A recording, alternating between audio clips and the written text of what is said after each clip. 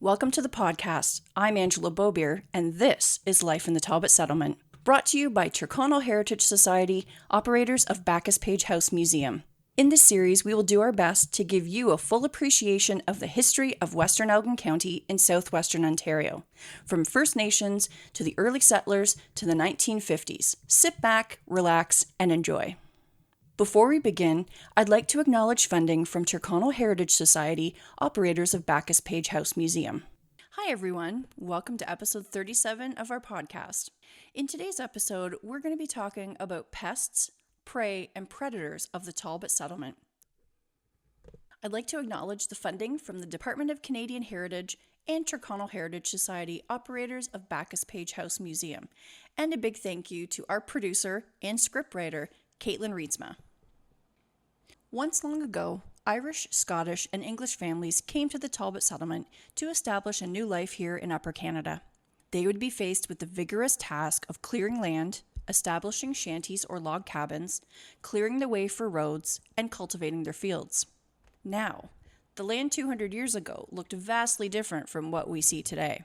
Thick, dense forests stretched for miles. Inside, men were working hard, felling trees to clear land, utilizing everything they could for their homes. Not far off, lurking in the shadows, black bears wandered our territory, marking trees with their sharp claws, tearing up roots and stumps as they scavenged for berries, nuts, grass, fish, anything that's available. Boom! The sound of trees falling yonder frightens the mammals, who are now climbing up the large trees.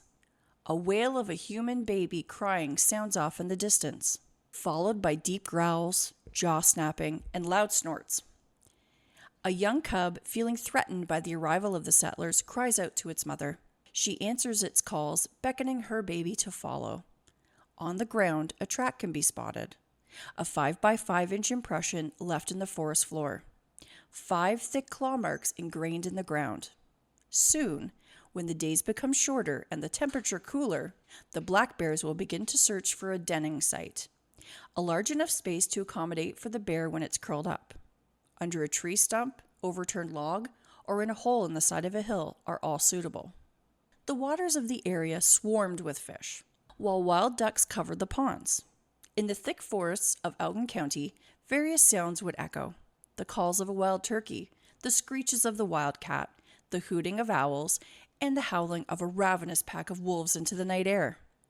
In the early pioneer days, the plateau of the Thames River, eastern and central parts of Dorchester and Delaware were known as the Pine District. The trees were known to the settlers as white pine. A heavy growth of hemlock, maple, oak, elm, and many hardwoods predominated the thick Canadian forests. Trees centuries old covered the grounds of the settlement. These trees in our county were so large that in March of 1879, a single white wood tree was cut and yielded 6,000 feet of sawn lumber, the butt alone yielding 1,200 feet. This single tree brought in $120. That's over $4,400 today. The forest housed many animals, some who posed a great challenge for arriving settlers. Occasionally in the early Talbot settlement, the black bears caused trouble to our settlers, preying on livestock or upsetting beehives. Incidences like this are usually caused by one or more bears. Fear not, the problem was easily solved by adopting better farming practices, such as moving the apiary or livestock away from the forest. Hunting parties would often gather to decrease the number of predators preying on their livestock and eating their crops. March 6, 1830, a bounty was placed on wolf scalps for 20 shillings. The first payment of this accord by London District was made by Charles Wellswater on July 17th for £1. The second payment was made to Justice Wilcox of £3 in October. In a single season in the 1800s, hunters eliminated 400 black bears in the area of Point Pelee. Aside from the occasional stray, almost none of the large mammals that formerly roamed the Carolinian zone remained.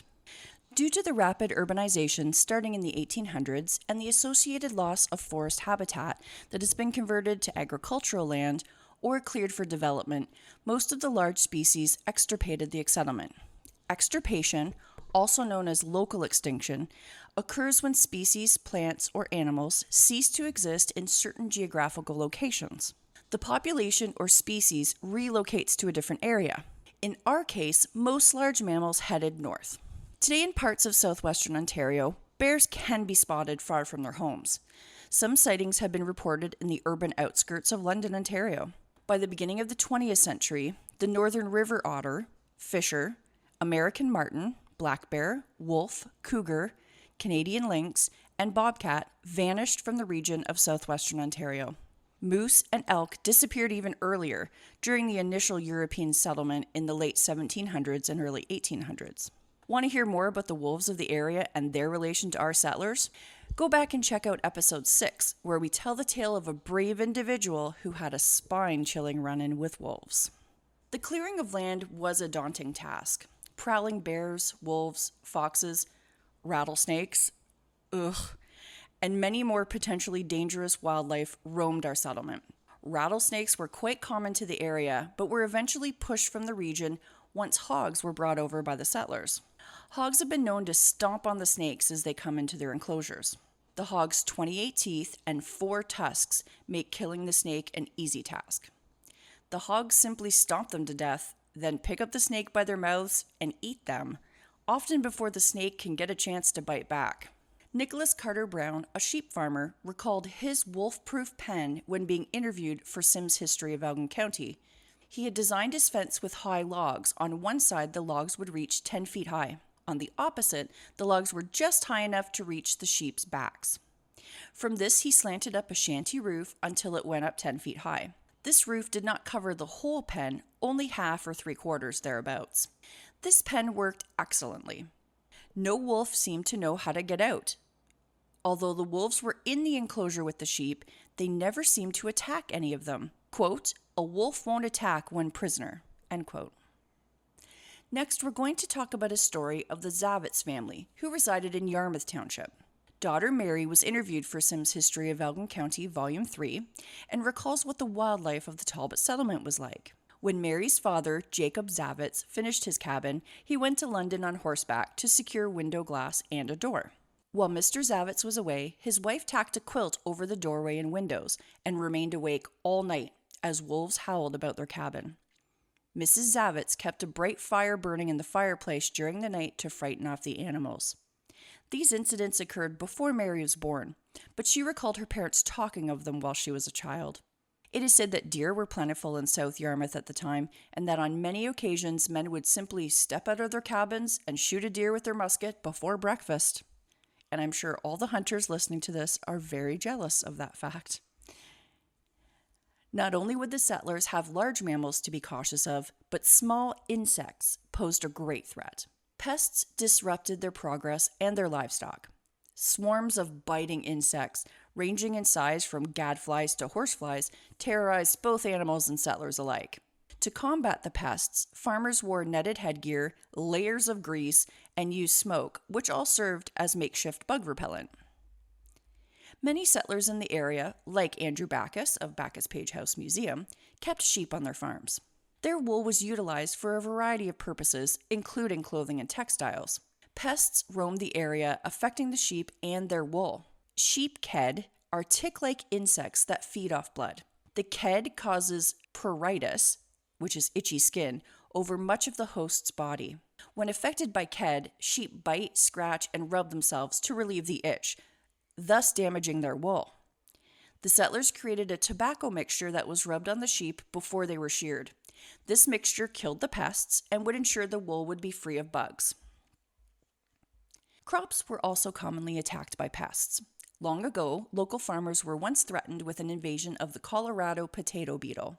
The settlement was visited by a very smooth-talking man who appeared at all the farmers' gatherings and the local general stores. This man offered the settlers a remedy to the pesky bugs that were killing their crop. His remedy would only cost a few dollars. The settlers were warned by the mysterious man to not open the packages until they needed to. The man explained that the remedy would lose its strength if opened too soon, and the beetles would ruin the potatoes. Farmers kept their word and did not open the packages until needed. When the potatoes were threatened, the farmers retrieved their sacks and went to their fields to open them. To their surprise, upon looking into the bag, They found 2 blocks of wood with the instructions to place the bug on one of the blocks and smash it with the other block. In an interview, James Doan recalls the shock of finding out he had been cheated. Quote, "I tell you, it took me a long time to get over the shock of being taken for a fool. And then I realized that I was not alone, and with a loud oath followed by a loud laugh, I could see the humor of it all." End quote. Settlers grew almost all of their own food. In the early days of the settlement, there were no general stores close by. People walked since the roads were in the beginning stages of development. The closest town could be many, many miles away. Therefore, they would not make this trip often. Growing their own vegetables and raising livestock was a practice almost everyone in the early settlement participated in. Garden vegetables were often threatened by animals and bugs alike. Fences were built around the gardens to keep rabbits and other animals from eating the crop, but fences could not get rid of insects. Settlers used home remedies for insects attacking their vegetables. They found that planting summer savory with their beans repelled bean beetles and improved the overall growth. Marigolds also encouraged growth and discouraged insects. In the 1600s, tobacco infusions, herbs, and arsenic were discovered as effective against insects. They became widely used as a major material for insect pest control during the 1800s. Wind winnowing is an example of how farmers rid their crops of bugs. Winnowing is an agricultural method developed by ancient cultures for separating grain from the chaff. It is also used to remove weevils and other pests from the stored grain, allowing for a clean, chaff-free, and bug-free product. This practice was done by throwing the mixture into the air, allowing the wind to blow away the lighter chaff, while the heavier grain falls back into your basket. In June of 1877, a peculiar happening with bugs affected the community. A multitude of caterpillars crowded the tracks of Port Stanley and Sarnia Railroad, preventing the sticking of the wheels to the rails. This incident was so disruptive that in Port Stanley, the line cars had to be left at Glanworth to allow the locomotive to haul the train to London. Farm dogs were just as popular in the olden days as they are today. Back then, dogs were not only man's best friend, but exterminators, business partners, and security guards. Dogs have been used by man for over 10,000 years. In the late 19th century, a man in Scotland combined several dog breeds to create the ideal herding dog. The dog was ideal for handling sheep in the hills and rocky borders of Scotland and England, hence the name, Border Collie. Canines have helped us figure out how to domesticate, herd, and protect large numbers of livestock. Over time, humans have bred dogs to bring forth characteristics suited for specific tasks. For example, collies are excellent at corralling. Dachshunds, short, slender bodies, are perfect for tunneling prey like badgers. And the Great Pyrenees are bred to scare off sheep against attacks, and so on. The Talbot settlement has seen many pests, prey, and predators come and go. In addition to the challenges of building a new life, settlers had to face the wildlife that roamed the water, the air, and the ground.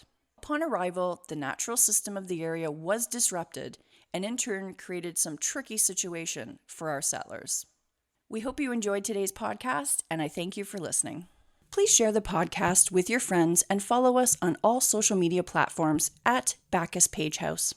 The Backus-Page House Museum and Tyrconnell Heritage Society acknowledges the land we are on today as the traditional territory of First Nations people. As settlers at a settler-focused museum, we value both the significant historical and contemporary contributions of all Original peoples and ask how we can be supportive in Indigenous cultural renewal. Life in the Talbot Settlement is a production of Tyrconnell Heritage Society, operators of Backus-Page House Museum. Your host has been Angela Bobier, music provided by Jack Witmer, and thanks to our producer, Katlyn Reintsma. To make a charitable donation, become a Tyrconnell Heritage Society member, and to contact the Backus-Page House Museum, please visit our website, www.backuspagehouse.ca. Thank you again for listening.